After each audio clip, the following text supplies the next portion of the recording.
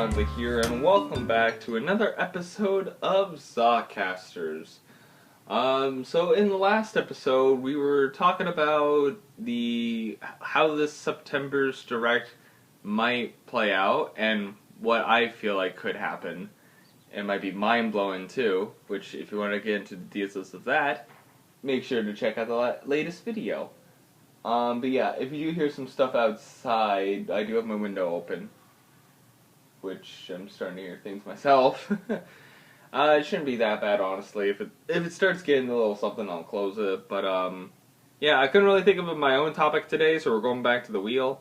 In fact, the past 2 episodes at least, have I not done anything with the wheel?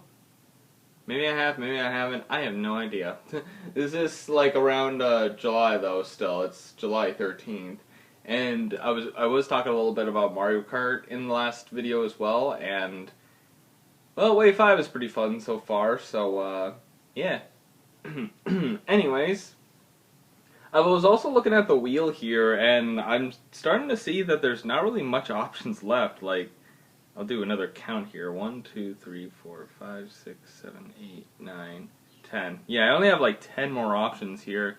So I gotta either add more stuff to talk about onto the wheel or figure out some more stuff to talk about in general, because within like probably 9 more episodes, well, I guess within 9 weeks, I won't be able to really continue this channel again for a while. But I mean, I did kind of talk about Mario Kart twice in this entire thing. I did technically talk about it twice. I talked about my history of it, and then I talked about the predictions I had or something, like some time ago, before Wave 5 came out or something. I don't know. But, or just around when Wave 5 was announced. So anyways, let's go with the wheel. And as you can hear it spin, we're going to be talking about Paper Mario and the Thousand-Year Door. Okay, well, let me get rid of that on the list so I don't accidentally roll it again. There we go. So Paper Mario and the Thousand-Year Door, man. I mean, I could talk about any of the Paper Mario games, but literally the one I have played the most is the Thousand-Year Door, which is actually kind of funny because recently, this guy, one of the YouTubers I watch, Tom Fox, he's kind of doing a playthrough of it on his streams lately, and basically, I'm pretty sure it's like AI regenerated the dialogue, I guess, and it's just nonsense of what they're talking about. Like, it's crazy. Like, apparently, Koops is now called Carbon for some reason. You would have to actually see the actual video for it, but getting to the main topic. Man, the birds are really chatty today, aren't they? Because as I was just talking, I just hear them outside going, cheep, cheep, cheep, cheep, cheep, cheep. I have to close the window now. Imagine closing in the window for very chatty birds. They must have gone into some argument. I swear one of them must be a Karen or something. Anyways, back to our main topic of the Thousand-Year Door. So, first we're going to talk about what the game is. It's basically an RPG type of style game where you go around in different areas, fight enemies, gain level ups and all that. And probably like there's a bit of abilities they can get too, but they're like badge wise that you can kind of equip on yourself, which is interesting. But basically, Mario enters the world of Rogueport. Is there a bird on my window? I'm just looking towards my window and there's just a weird shadow, like a small little shadow that just appeared. Yep, it was. It's flying around my window. You birds better not come in here. Anyways, but Mario gets a map from Peach in the town of Rogueport, where he travels first alone to Rogueport and tries to find Peach, but Peach is already captured by the X-Nauts, who are planning on grabbing the crystal stars that the map leads to in order to get through the Thousand-Year Door and unleash, well, I won't spoil it, but like they try to get through like to the quote-unquote treasure of the Thousand Year Door, and it's up to Mario and his new friends to make it through. And basically, what happens, you get more like party members, which, if anything, you're mostly controlling Mario, and Mario's always in battle, by the way.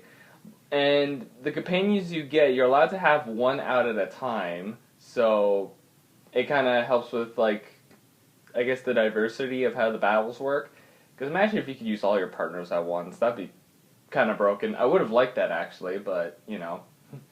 But, yeah, the characters that you get to actually have with you, you have Goombella, which is a Goomba female who, I guess, studied at a university or something. We have Koops, just a small town boy, I guess. We have Flurry, the actress. We have a baby Yoshi. I was like, he doesn't technically have a name because you pretty much get him as an egg. He's kind of like around you for a little bit, and then he hatches, and then you can name him. I named mine Yosher. But yeah, there's that. Vivian, one of the Sinister Sisters. I think that's what it's called. I can't remember. It's been a while. But yeah, there's her, and then there's Bombery as well, who's a Captain Admiral, I guess, or I guess a captain in general of pirates, I guess. And of course, there's Miss Meowsy the thief. So yeah, I think I got everybody there. Yeah. Which, funny enough, with Miss Meows, actually, she's a side party member that you can get, honestly, because you can probably play through the whole game, not go through any of the side quests, and you would miss Miss Meowsy joining your team. She does appear within the main story here and there, but, like, she doesn't become a part of your party unless you actually do her mission in finding a certain badge, I guess, and then she joins your party, which I normally at least try to do because, hey, more characters, you know? But, yeah. You get the 8 party members, which you can also level them up by finding some shine sprites and upgrading, like, their health, and they get an extra move afterwards. And basically, for Mario's attacks, he gets, like, jump abilities and hammer abilities, mostly. Like, those are his basic attacks, which is just jump and hammer. Which, another thing with the combat, you get to, like, time your hits when you land, like, for one, landing and, I guess, hitting with a hammer to do more damage, which, you know, is pretty interesting. Kind of a style and whatnot. And of course, every time you also get a Crystal Star, you get, like, an ultimate ability that you can use against the enemies, too. But, yeah, basically, you're off going to all these different areas to collect the Crystal Stars, which, you know, the times that you also get the, party members in line with the main story, it kind of works out almost, because with, like, all the main characters that you get in your party or whatever, like, it's almost throughout the entire story that you get a new character or whatever. I think it's only until, like, the last, chapter, because they're also put in chapters. The last chapter, I think you don't really get anybody new, but as well, like, before you even go and do that chapter, you can tentatively go and do the side mission and get Miss Meowsy, and then you can kind of consider that being that. But if anything, I think you could get Miss Meowsy before you get Bombery, which is the last main party member that you can get within the group. But yeah, you can pretty much get a whole squad. Oh yeah, another thing with the baby Yoshi, depending on how long you have the egg on you, can determine what color of Yoshi it is, which is interesting, because I think it starts off of, like, the earliest time being, like the earliest amount of time, like, if you kind of go through quickly, he's, like, red, and then it goes, like, green. I don't know the rest kind of going forward, but I know there's, like, probably, like, yellow, green, I think, like, blue, orange, black, and white, I think, or something around there. But, did I say green twice? I think I said green twice by mistake. But, yeah, that's another cool thing. Funny enough, when I first had the game as a child, I didn't know you can go through the pipe after talking to Frankly for the first time. Like, after you've done, like, your basic small training, I guess. You kind of follow Frankly to this pipe.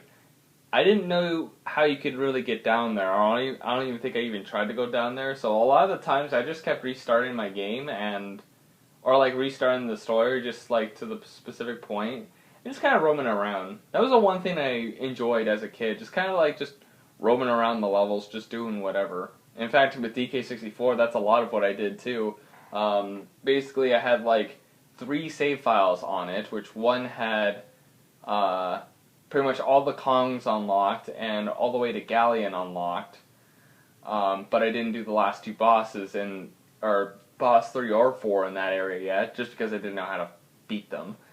And there was the other 2 where I didn't pass Aztec yet, so I only had DK and Diddy as well in that time as well. So, and whenever I just did those levels, I just kind of like roam around with the characters, just kind of like messing around, not even really playing the game. But yeah, that's basically what I kept doing with Paper Mario just at the beginning point, just kind of going through the story a little bit. But here's another thing. I wasn't really good with reading back then. I mean, to be fair, I'm not really good with reading now, but all I mostly did when I was going through the dialogue, I just skipped through all the dialogue, so I didn't even read what Frankly was saying, and obviously I wasn't hinted to go to the pipe, so... So yeah, there was a lot I didn't know about the game, like, when I first got it, until, like, way later, until I, like, found, like, a Let's Play of it, and I saw, oh, that's what happens. And then, like, I watched someone play through the entire game at that point, and realized you can also get party members, and I'm like, oh, this game actually looks a lot more fun now. I want to get those party members. I want to play the game now. But yeah, that was definitely a fun little experience I had when I first started playing the game. And funny enough, actually, I think it was also around YouTube, like, when I was starting off YouTube, when I actually finally, like, continued playing through the game, too, and I think I did some of it on my own before, but I think when I started my series on YouTube, I think that was the first time I actually fully completed the game, too, like on my channel, like, the full completed series is on my main YouTube channel, which is down in the description below. But, yeah, it's definitely fun. One of definitely the downsides is the limited amount of items you can carry, which you only really have, like, you can only really have 10 at a time, which you can switch them around once you, like, grab a new item. You can be like, okay, we're just gonna toss this other item away. Which I guess makes it so you don't, I guess the game is just telling you, like, don't save your items, just use them. You're going to get some other items later.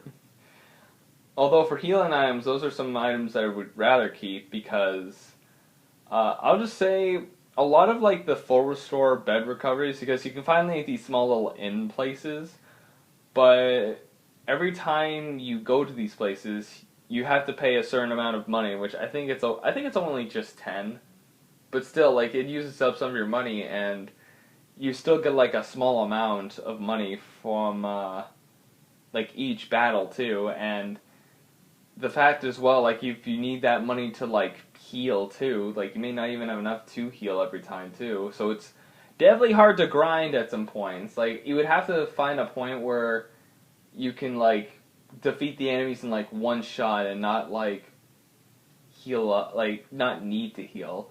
Or another thing, which after, like, the 5th chapter, when you're, like, fully champion or whatever, or, like, because, okay, I'll say that chapter 5, when you get, like, the Baby Yoshi section, you're basically in a tournament type of style, and there are these beds that you can sleep in the waiting rooms, and they're for free, so that you pretty much get a free full heal right there. And basically, you can just kind of keep going through the tournaments and just healing up every time, and then get more money and more levels that way. So, you know. And the way you also get levels, you get star points, and the amount of star points you need to level up is about 100. So that's something. The amount of star points you get after the battles do get less and less if you keep fighting weaker enemies. Pretty much at the point where, like, if you're like already a pretty high level, and you face like a very weaker enemy, you only get like 1 star point. So, either fight these guys 100 times in order to get some new star points, or face some regular guys. Which is why I kind of figured kind of going through the tournament was probably a good idea. Especially since, like, after you make it to, like, the final round again, because the thing is, when you go back and do the tournament after you've done the chapter, it says your data's been cleared or whatever, so you have to, like, go through the tournament one more time. But when you get to the final fight, you can actually keep refighting the final fight, like, so many times, and, like, that kind of gives you quite a lot. Like, I'm pretty sure it's definitely, like, always around almost 10, especially at, like, a pretty high level, so... You know, and I think after that as well, I think you get like 20 coins after that specific battle too, which a lot of the cases with a lot of the other battles, you get like, what, I think like maybe 1 to 5 coins after all the battles, and that's not a lot, so. But yeah, that's one of the training things I've done for it. Yeah. Oh yeah, did I even mention what all the other characters... Well, I mean... I kind of have, but probably not all of them. But I said that Goombella was a Goomba. We have Koops, who is literally a Koopa, obviously. We have Flurry, who is... I want to say, like, a cloud? I want to say she's like a cloud or something like that. And then, of course, the baby Yoshi, which is obviously a Yoshi. We have Vivian, who is like a ghost, like a purplish ghost kind of thing. We have Bombery, who, well, it's kind of in the name, he's practically a bomb. And, of course, Ms. Meowsy, which she's... I think just a mouse. I don't know if I want to say like a mouse or a rat, but, you know, she's in that variety. But, yeah. You also do get, like, some weird paper skills within, the game too that help you get through some certain areas. Like, I think at some points, like, Mario can turn himself into a paper airplane to get across stuff. He can turn himself into, like, a roll of paper to get underneath stuff. I think there's a way you can, like, crouch down so high to do, like, a super jump. I think that might be one. I think. But, yeah. I think he also gets, like, better shoes and hammer for, like, his default, like, jump and hammer attacks. Because a lot of the badges you get, too, like, you equip them and they're, like, better, like, either they up your stats or whatever, or they, or you get an extra move for Mario. I was about to say for your characters, but I think only Mario with the badges kind of do something. I think there's also some funny ones, too, like, badges. Like, there's literally 2, which is a Luigi badge and a Wario badge, which literally just make you dress up like Luigi and Wario. And the thing is, if you equip both the Luigi and the Wario badge, you become Waluigi. which is a funny little detail. What was I going to say afterwards? Right, also, another thing, after you level up, too, which I guess, like, that's the point of leveling up as well, you get, like, a choice of 3 different options, which you have HP, which is obviously raises your max HP. You have FP, which is, you know, it's like MP pretty much for, like, your other, like, badge moves you equip. So, like, there's one for, I think there's a hammer called Power Smash. I think that normally takes up, like, 2 FPs. So, obviously, you want your FP to grow so you can use more of those whenever you need them. And that also kind of goes back to healing, too. Like, you won't be able to use some of your more powerful moves until you, like, heal, pretty much. Or find, like, a healing item for specifically FP. And the other one that you can get as well is BP, which BP actually gives you more slots in order to equip more of the badges that I was talking about. Like, you know how I was saying about equipping badges? Yeah, you're only limited to so much. Like, I think at the start, I think you can actually equip, like... Well, maybe, I wouldn't say exactly 3. Every badge kind of has, like a counter, I guess, for how much space it takes. So, like, it could take, like, 2 dots, 1 dot, 3 dots. And I think you start off with 3 dots. And basically, I think you get, like, And I think for like leveling up too, you either get like five more HP, 5 more FP, and or 3 more BP, which So you gotta think about it wisely for what you want to level up, because obviously you don't want to die as much, but obviously the FP and BP are also good for getting some good moves in as well. But yeah, you can like out of like blocks and stuff find like items and sometimes extra hearts and FP flowers around, so you can somewhat smally do like a small heal. But yeah. Oh yeah, I guess there's also like other there's 2 other blocks I forgot to mention. There's a save block, which obviously saves your progress. And normally these ones appear normally before a big fight happens, or at a certain point. There's like a heal-in block which heals, I think, everything but your like ultimate gauge.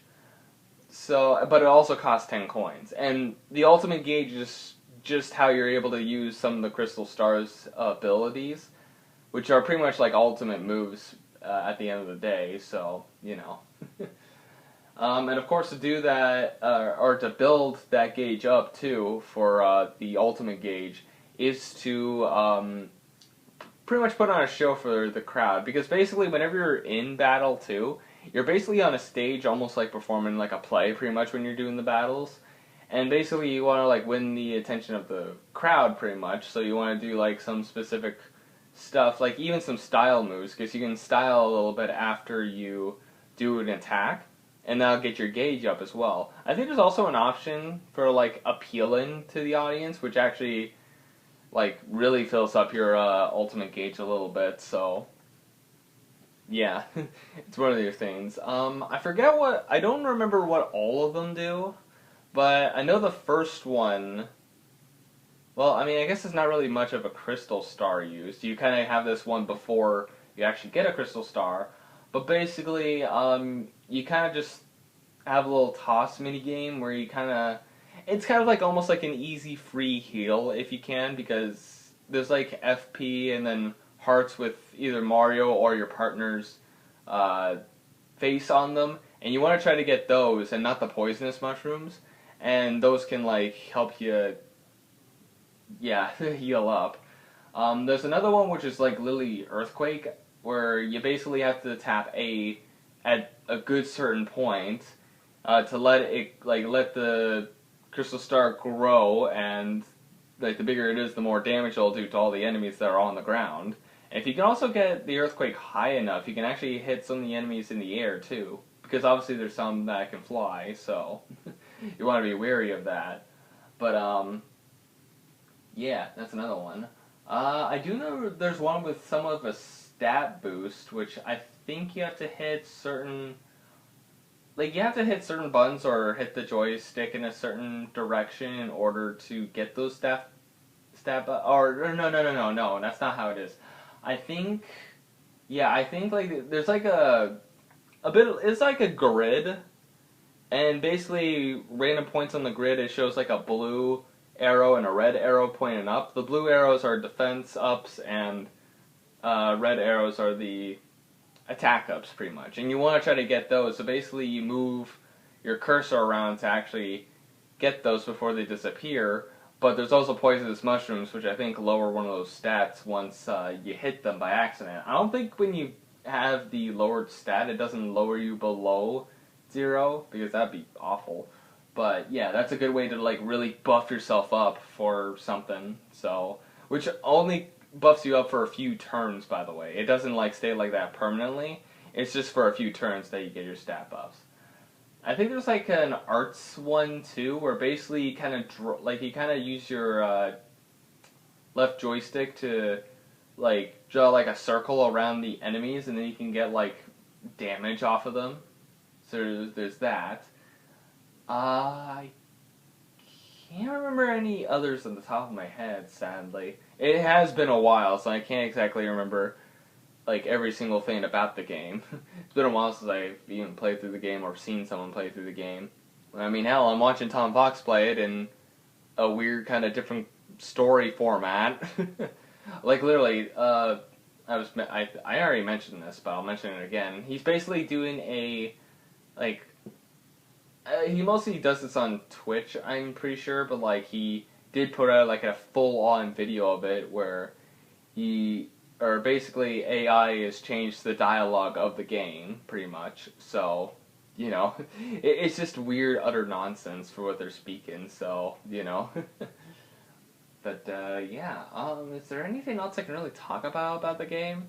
Mostly, like, some of these older games, I just normally talk about what the game's about. I don't really give my opinion, but honestly, it's still, like, a fun, adventurous game, especially to go to all these different places. And all, like, in all fairness, you also come back mostly to the road port, like, all the time. There's also, like, other shops so you can get other items and stuff. But yeah, it's a fun little Paper Mario game. In fact, I'm pretty sure it's like the most popular like Paper Mario game of all time. And the thing is, I think I've heard rumors about it being remastered at some point, which that would be very interesting. I think I heard at some point. I can't remember when. It was definitely a while ago that I heard this. But I think at some point they're going to like remastering Thousand Year Door over to the Switch. Well, if anything, maybe they might do the first one first. Like, there's, I think Paper Mario 64. I think that's what it's called. But the thing is, you can actually play Mario 64 on the Switch already. Or Paper Mario 64 already on the Switch already because of Nintendo Switch Online. But, I mean, hell, we don't have GameCube games yet, so, you know, they might do it that way. So, yeah. I mean, we'll have to wait and see for that. But, yeah.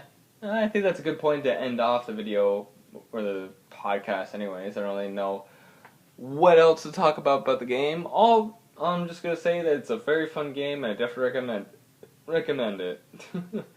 I will also say that there are, like, side stories with, like, Peach and Bowser within the main story, too. So, you know, there's, like, small little different plots that happen, too, which they don't really do too much of the actual normal combat you get in the main game. They're just kind of there, and you kind of learn some more stuff about some certain characters and whatnot later. So you know. But anyways, that's gonna do it for this podcast. Thank you guys for listening. If you guys liked it, press that button or subscribe, whatever, and I'll see you dudes in the next podcast. See you dudes next time.